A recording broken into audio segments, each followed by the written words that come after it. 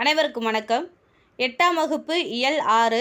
இன்றைக்கி என்ன படிக்க போகிறோன்னா கொங்கு நாட்டு வணிகம், அடுத்ததாக புணர்ச்சி விதி இலக்கணம் படிக்க போகிறோம். சரிங்களா? சரி, இந்த கொங்கு நாட்டு வணிகத்தில் என்ன நமக்கு சொல்லியிருக்காங்க அப்படின்னா, கொங்கு பகுதிகள் அப்படின்னா எந்தெந்த பகுதிகள் கொங்கு பகுதிகள். சரிங்களா? அடுத்ததாக இதுக்குரிய சிறப்புகள் என்னென்ன, அவ்வளோதான் நம்ம படிக்க போகிறோம் இந்த லெசனில். அடுத்தது புணர்ச்சி விதிகளை படிக்க போகிறோம். சரி பாருங்கள், கொங்கு நாட்டு வணிகம். இந்த கொங்கு பகுதியை முந்தைய காலத்தில் சேரர்கள் ஆட்சி செஞ்சுருக்காங்க. சேர நாட்டை குடநாடுன்னு சொல்லலாம். சேர நாட்டுடைய தலைநகர் வஞ்சி. துறைமுகப்பட்டினம் தொண்டி, முசிறி, காந்தலூர் 3 ஊர்களில் துறைமுகங்கள் இருந்திருக்கு. தொண்டி, முசிறி, காந்தலூர். கொடி விற்கொடி, வில்கொடி. பூ பனம்பூ. எல்லை இன்றைய கேரளா, தமிழ்நாட்டினுடைய சேலம், கோவையை கொங்கு நாடுன்னு சொல்கிறோம். சரி, அந்த கொங்கு மண்டலம், இன்றைய கொங்கு மண்டலம் என்னென்ன, இதெல்லாம் சேர்ந்தது கொங்கு மண்டலம்னு சொல்லி சேரர்கள் ஆட்சி செஞ்சுருக்காங்கன்னா, நீலகிரி, கோயமுத்தூர், திருப்பூர், ஈரோடு, நாமக்கல், திண்டுக்கல், சேலம், கரூர், இந்த ஊர்களையெல்லாம் சேர்ந்து தான் கொங்கு மண்டலம்னு சொல்லி சேரர்கள் ஆட்சி செஞ்சுருக்காங்க. இது தமிழ்நாட்டில். அடுத்தது கேரளா. இது ரெண்டும் சேர்ந்து தான் அவங்க ஆட்சி செஞ்சுருக்காங்க. சரி, இந்த கொங்கு மண்டலத்தினுடைய சிறப்புகள் என்னன்னு பார்க்கலாம். இதில் இன்னும் ஆறுகளில் என்னென்ன ஆறுகள் ஓடி இருக்குன்னா, காவிரி, பவானி, நொய்யல், அமராவதி. அமராவதியை ஆண் பொருணை அப்படின்னு அப்போ அழைச்சிருக்காங்க. ஆண் பொருணை என அழைக்கப்படும் ஆறு அமராவதி. சரிங்களா? நீலகிரி, கிழக்கு தொடர்ச்சி மலையும் மேற்கு தொடர்ச்சி மலையும் சந்திக்கும் இடம் நீலகிரி. தேர்வு நோக்கில் நம்ம அதை தெரிஞ்சுக்கிட்டால் போதும். கிழக்கு தொடர்ச்சி மலையும் மேற்கு தொடர்ச்சி மலையும் சந்திக்கும் இடம் நீலகிரி. கோயம்புத்தூர், கோவன்புத்தூர் அப்படின்னு மருவி வந்திருக்கு. சரியா? கோவன்புத்தூர் தான் மருவி கோயம்புத்தூர் அப்படின்னு வந்திருக்கு. திண்டுக்கல், மலர் உற்பத்தியில் முதலிடம். தமிழ்நாட்டின் ஹாலந்து என அழைக்கப்படும் ஊர் திண்டுக்கல். சின்னாலப்பட்டி சுங்குடி சேலைகள் புகழ்பெற்றவையாக இருக்குது. சரிங்களா? சின்னாலப்பட்டி திண்டுக்கல் மாவட்டத்தில் இருக்குது. சின்னாலப்பட்டி சுங்குடி சேலைகள் புகழ்பெற்றவை. ஈரோடு, தமிழ்நாட்டின் பரப்பளவில் 2வது பெரிய நகரம் ஈரோடு. மஞ்சள் சந்தை அங்கே தான் நடைபெறுது. திருப்பூர், பின்னலாடை நகரம்னு சொல்வோம். இந்தியாவின் முதல் ஆயத்த ஆடை பூங்கா, நேதாஜி ஆயத்த ஆடை பூங்கா அங்கே தான் இருக்குது. தேசிய அளவில் புகழ்பெற்ற காங்கேயம் திருப்பூரில் தான் இருக்குது. சரிங்களா? நாமக்கல், பச்சைமலை, கொல்லிமலை, சேர்வராயன் மலையின் ஒரு பகுதி, மலைகள் சூழ்ந்த பகுதி. முட்டைக்கோழி வளர்ப்பு தென்னிந்தியாவில் முதலிடம். சேலம், மாங்கனி நகரம். ஜவ்வரிசி இந்தியாவிலேயே அதிக அளவு உற்பத்தி செய்யக்கூடியது சேலத்தில் தான். ஏழைகளின் ஊட்டி, ஏற்காடு இருக்கும் இடம் சேலம். கரூர், வஞ்சி மாநகரம். கிரேக்க அறிஞர் தாலமி கரூர் தான் தமிழகத்தின் முதன்மையான உள்நாட்டு வணிக மையம் அப்படின்னு சொல்லி அவர் எழுதியிருக்கார். அவர் எழுதிய நூலில் கிரேக்க அறிஞர் தாலமி கரூர் தான் தமிழகத்தின் முதன்மையான உள்நாட்டு வணிக மையம்னு எழுதியிருக்கார்.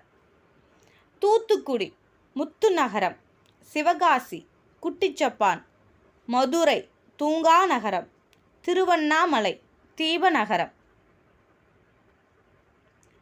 கொங்கு மண்டலத்தினுடைய சிறப்புகள் நம்ம படிச்சுக்கிட்டு இருக்கோம். நீலகிரி அப்படின்னாலே மேற்கு தொடர்ச்சி மலைக்கும் கிழக்கு தொடர்ச்சி மலையும் சந்திக்கிற இடம் தான் நீலகிரி. கோயம்புத்தூர்னா கோவன்புத்தூர் அப்படிங்கிறது மருவி கோயம்புத்தூர் என்றானுச்சு. திண்டுக்கல், மலர் உற்பத்தியில் முதலிடம் திண்டுக்கல். தமிழ்நாட்டின் ஹாலந்து என அழைக்கப்படுகிறது. சின்னாலப்பட்டி சுங்குடி சேலைகளுக்கு புகழ்பெற்றது திண்டுக்கல். ஈரோடு, இந்த திண்டுக்கல் எப்படி ஞாபகம் வச்சுக்கலான்னா, பூ வச்சுக்கிட்டு சேலை கட்டிட்டு ஹாலந்துக்கு போகிறாங்க. தமிழ்நாட்டு பொண்ணா ஹாலந்துக்கு போகிறாங்க. சரியா? மலர் உற்பத்தி சீலை ஹாலந்து, அது ஞாபகம் வச்சுக்கோங்க. ஈரோடு, பரப்பளவில் தமிழ்நாட்டில் 2வது பெரிய நகரம் ஈரோடு. மஞ்சள் சந்தை, அது உங்களுக்கு ஞாபகம் வரும். திருப்பூர் பின்னலாடை நகரம், இந்தியாவின் முதல் ஆயத்த ஆடை பூங்கா. எல்லாமே பாருங்கள் அந்த ஆடை அளவே வரும். தேசிய அளவில் புகழ்பெற்ற காங்கேயம் திருப்பூரில் தான் இருக்குது. பச்சைமலை, நாமக்கல்னாலே மலைகள்னு நமக்கு ஞாபகம் வந்துடும். பச்சைமலை, கொல்லிமலை, செருவராயன் மலையின் ஒரு பகுதி. முட்டைக்கோழி வளர்ப்பு தென்னிந்தியாவில் இதுதான் முதலிடம். சேலம்னாலே மாங்கனி தான் ஃபேமஸ். ஜவ்வரிசி இந்தியாவில் அதிக அளவு உற்பத்தி அங்கே தான் செய்கிறோம். ஏழைகளின் ஊட்டி ஏற்காடு அங்கே தான் இருக்குது. கரூர் வஞ்சி மாநகரம், இதை கிரேக்க அறிஞர் டாலமி சிறப்பாக சொல்லியிருக்காரு. தமிழகத்தில் முதன்மையான உள்நாட்டு வணிக மையம் இங்கே தான் இருக்குது. தூத்துக்குடி எல்லாருக்குமே தெரியும், முத்து நகரம். சிவகாசி குட்டி ஜப்பான், மதுரை தூங்கா நகரம், திருவண்ணாமலை தீப நகரம். இப்போ இதுக்கான மதிப்பீடு படிக்கலாம். வன்புகழ் மூவர் தன்பொழில் வரைப்பு என்று குறிப்பிடும் நூல். Option A Tolkappiyam. சேரர்களின் தலைநகரம் வஞ்சி. பழங்காலத்தில் விலையை கணக்கிட அடிப்படையாக அமைந்தது நெல். ஆண் பொருணை என அழைக்கப்படும் ஆறு அமராவதி. வீட்டு உபயோகப் பொருட்கள் தயாரிக்கும் தொழிற்சாலைகள் நிறைந்த மாவட்டம் கோயம்புத்தூர். வன்புகழ் மூவர் தன்பொழில் வரைப்பு என்று குறிப்பிடும் நூல் தொல்காப்பியம். முன்னூல் அப்படின்னு சொல்லி நம்ம படித்தோம் இல்லையா, முன்னீர் வழக்கம் அப்படின்னா தொல்காப்பியம். இங்கேயும் பாருங்கள், மூவர் தன்பொழில் வரைப்பு தொல்காப்பியம். சேரர்களின் தலைநகரம் வஞ்சி.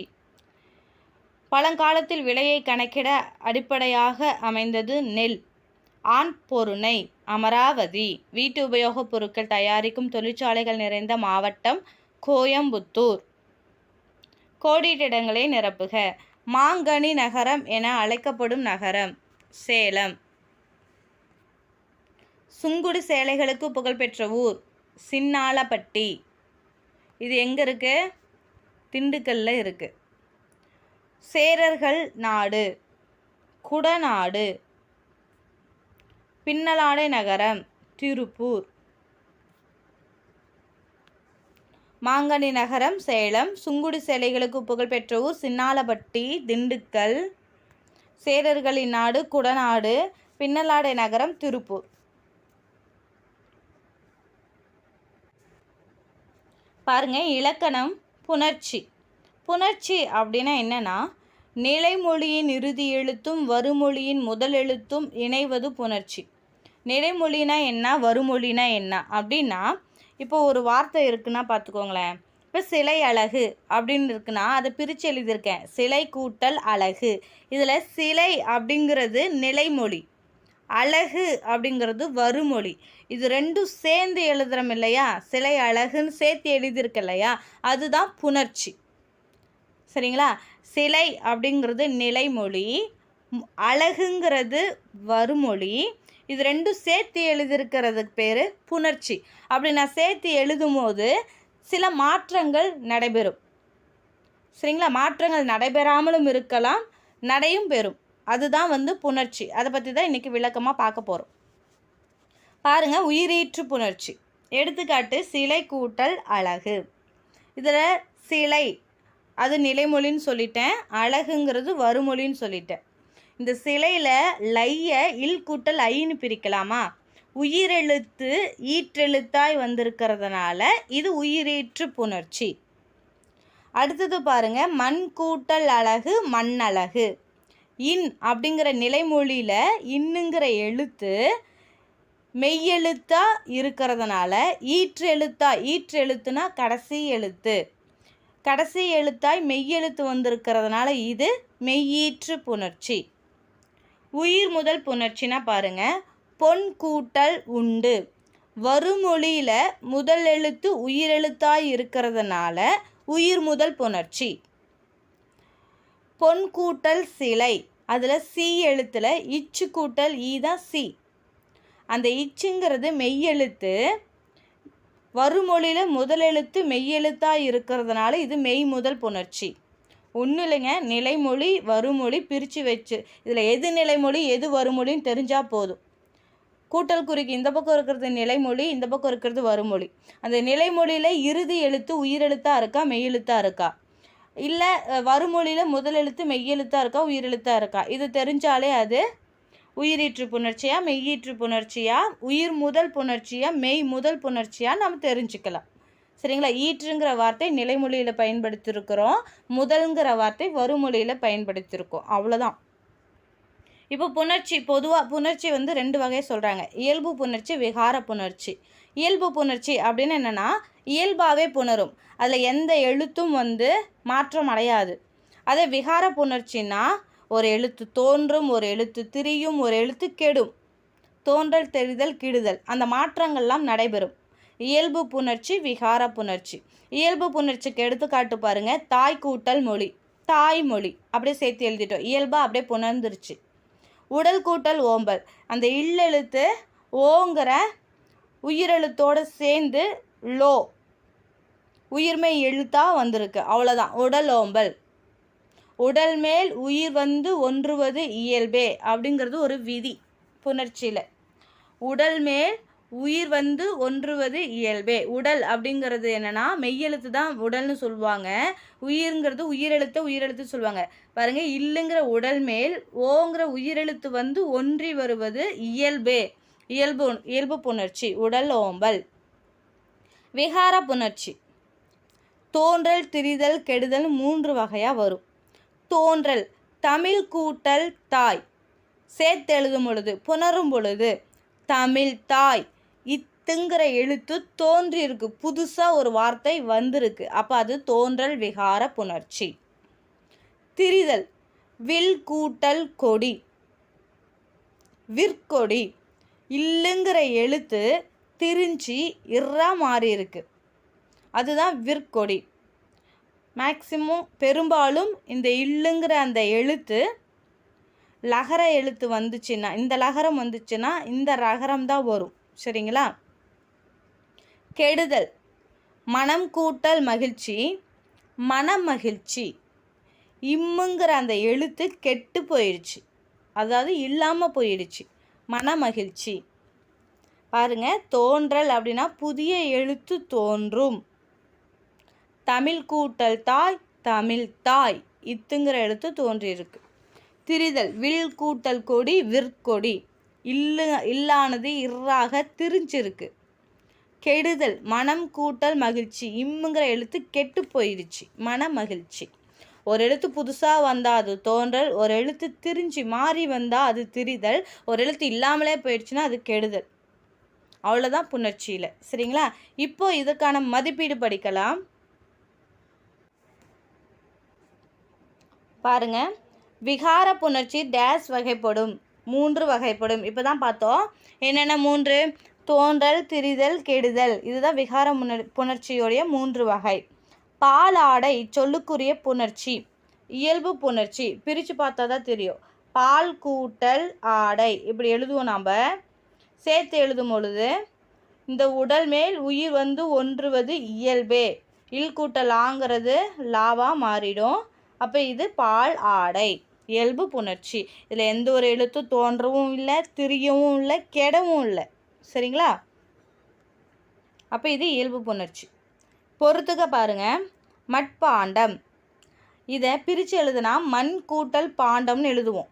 சரிங்களா? மண் கூட்டல் பாண்டம்னு எழுதுவோம். இங்கே இன்னுங்கிறது இட்டா திரிஞ்சு வந்திருக்கு, அப்போ இது திரிதல் விகாரம். மரவேர், இதை நம்ம எப்படி எழுதுவோம்? பிரித்து எழுதுனா மரம் கூட்டல் வேர். ஒரு வார்த்தை இருந்துச்சுன்னா அது பிரித்து எழுதவும் சேர்த்து எழுதவும் தெரிஞ்சிருந்தா தான் அது என்ன வகையான விகாரம்னு நம்மளால் கண்டுபிடிக்க முடியும். மரவேர் அப்படிங்கிறது மரம் கூட்டல் வேர். இப்போ இந்த இடத்துல மரவேர் இம்முங்கிறது என்னாச்சு? கெட்டு போயிடுச்சு, கெடுதல் விகாரம். மணிமுடி, அதை பிரித்து எழுதுனா மணி கூட்டல் முடி மணிமுடி அப்படியே தான் வந்துடும், இயல்பு புணர்ச்சி, எவ்வகை மாற்றமும் இல்லை. கடை தெரு, இதை பிரித்து எழுதுனா கடை கூட்டல் தெருன்னு எழுதியிருப்போம், சேர்த்து எழுதும் போது இத்துங்கிற வார்த்தை புதுசாக தோன்றி வந்திருக்கும், அது தோன்றல் விகாரம். மட்பாண்டம் திரிதல் விகாரம், மரவேர் கெடுதல் விகாரம், இம்முங்கிற எழுத்து போயிடும். மணிமுடி இயல்பாக ஒரு இயல்பு புணர்ச்சி, கடை தெரு தோன்றல் விகாரம்.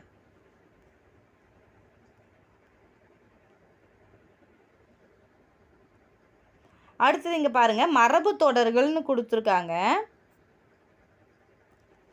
திண்டுக்கல் பூக்கள் உற்பத்தியில் கொடிகட்டி பறக்கும் நகரமாக விளங்குகிறது.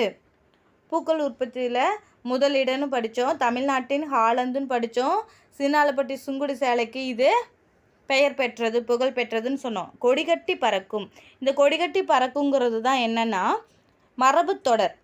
அப்போ அதாவது புகழ்பெற்று விளங்குதல்ங்கிறது அர்த்தம். அவர் ஒரு அவசர குடுக்கை. அவசர குடுக்கை அப்படின்னா அதுக்கான அர்த்தம் என்ன? எண்ணி செயல்படாமை. கொடிகட்டி பறத்தல்னா புகழ்பெற்று விளங்குதல், அவசர குடுக்கைனா எண்ணி செயல்படாமை. இது கேள்வியாக கூட கேட்கறதுக்கு வாய்ப்பு இருக்குது. அவசர குடுக்கை அப்படின்னா அதுக்கான பொருள் என்ன அப்படின்ட்டு 4 ஆப்ஷன் கொடுத்துட்டா அதில் எந்த ஆப்ஷன் நம்ம சூஸ் பண்ணணும். அப்போ அதுக்கு பொருள் நமக்கு தெரிஞ்சிருக்கணும். இங்கே பாருங்கள், பின்வரும் மரபு தொடர்களை பொருளோடு பொறுத்துக, இப்படியும் கேட்கலாம். 1000 காலத்து பயிர், நீண்ட காலமாக இருப்பது, அதுதான் அதுக்கான அர்த்தம். கல்லில் நார் உரித்தல் அப்படின்னு ஒன்று இயலாத செயல். கல்லில் நார் உரித்தல் இயலாத செயல். கம்பி நீட்டுதல், விரைந்து வெளியேறுதல், கண்ணை மூடி திறக்கிறதுக்குள்ளே காணாமல் போயிடுறது. கம்பி நீட்டுதல்னா விரைந்து வெளியேறுதல். காணல் நீர், இருப்பது போல தோன்றும் ஆனால் இருக்காது, வரும் ஆனால் வராதுன்னு சொல்கிறாங்க, அந்த மாதிரி. அடுத்ததா கண்ணை மூடிக்கொண்டு, ஆராய்ந்து பாராமல், கண்ணை மூடிட்டு போயிட்டே இருக்க வேண்டியதான் அப்படிங்கிற மாதிரி சில பேர் போயிட்டு இருக்கிறாங்க. ஆராய்ந்து பாராமல். 1000 காலத்து பயிர்னா நீண்ட காலமாக இருப்பது. கல்லில் நார் உரித்தல் இயலாத செயல். கம்பி நீட்டுதல் விரைந்து வெளியேறுதல். காணல் நீர், இருப்பது போல தோன்றும் ஆனால் இருக்காது. கண்ணை மூடிக்கொண்டு, ஆராய்ந்து பாராமல்.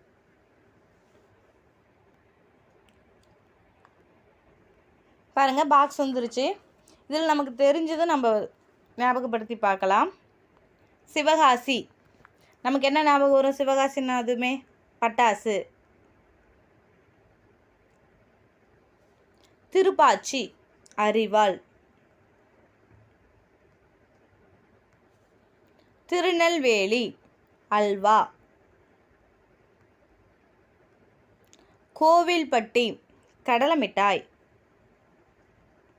இதை ஒவ்வொன்றும் ஒவ்வொரு ஊருக்கு ஃபேமஸ், அதனால் இது நம்ம தெரிஞ்சுக்கணும், சரிங்களா? சிவகாசினா பட்டாசு, திருப்பாச்சினா அரிவாள், திருநெல்வேலி அல்வா, கோவில்பட்டி கடலை மிட்டாய். மதுரை மல்லிகை. பன்ருட்டி பஞ்சாமிர்தம். தஞ்சாவூர் தலையாட்டி பொம்மை. மணப்பாறை முறுக்கு. மதுரை மல்லிகை, பன்ருட்டி பஞ்சாமிர்தம், தஞ்சாவூர் தலையாட்டி பொம்மை, மணப்பாறை முறுக்கு. காஞ்சிபுரம் பட்டுப்புடவை. சேலம் மாம்பழம். பழனி பஞ்சாமிர்தம். 2 இதுக்கு பஞ்சாமிர்தம் சொல்லியிருக்கேன், பன்ருட்டிக்கு பஞ்சாமிர்தம், பழனிக்கு பஞ்சாமிர்தம்.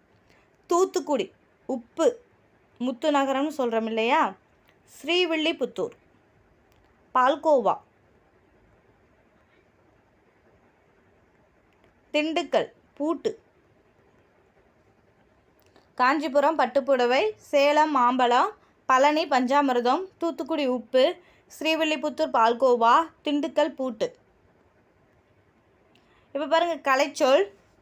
நூல் த்ரெட், தறி லூம், பால் பண்ணை டெய்ரி ஃபார்ம், தோல் பதனிடுதல் டேனிங், தையல் ஸ்டிச், ஆலை ஃபேக்ட்ரி, சாயம் ஏற்றுதல் டையிங், ஆயத்த ஆடை ரெடிமேட் ட்ரெஸ். அவ்வளோதான், நம்ம படித்து முடிச்சிட்டோம்.